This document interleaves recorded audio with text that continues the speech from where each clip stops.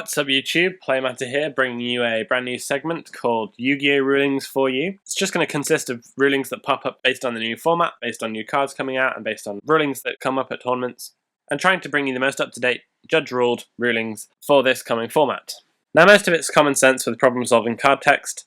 A lot of it is pretty much just yes or no answers, but I'll try to explain as best as I can, and hopefully this helps if you get into any similar situations at your locals or regionals that you're attending.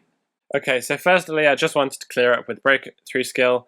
In a MML video I did, I made a mistake saying that breakthrough skill would stop Winder from adding back Shaddoll fusion. Breakthrough skill does not stop any effect that activates in the graveyard, only effects that activate on the field. And of course, every effect resolves where it activates. So Rescue Rabbit resolves on the field, regardless of where the card ends up. The first question of the weekend was the Monarchs Storm Forth.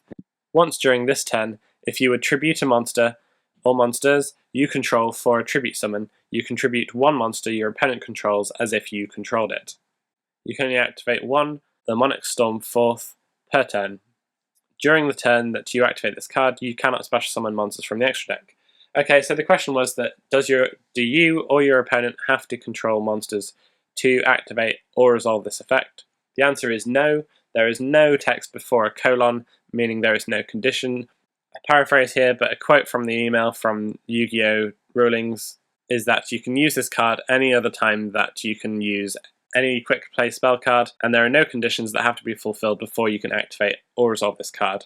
Neither player needs to control a monster to activate this card. Hopefully that's all cleared up for you, and anyone playing this deck, don't worry, your deck is not now irrelevant. There's a question about chain disappearance and how it interacts with cards in the extra deck. For example, Dante Traveller of the Bending Abyss. It works exactly the same. If they have any other copies in their extra deck, it would banish those as well.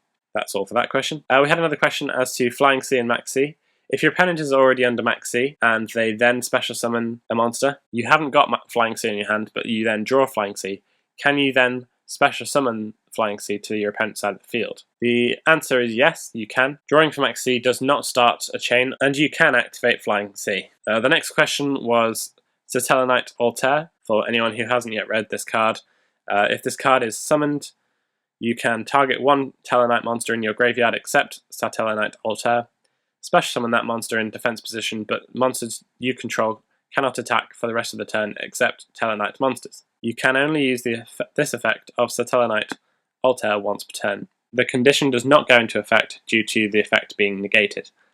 So if you have other monsters on the field that are not Tellarknight monsters, then you can attack with them during the battle phase. The next question was just about the Bending Abyss monsters and face down cards. Quite simply put, will they destroy themselves if you control another monster that is not a Bending Abyss monster that is face down?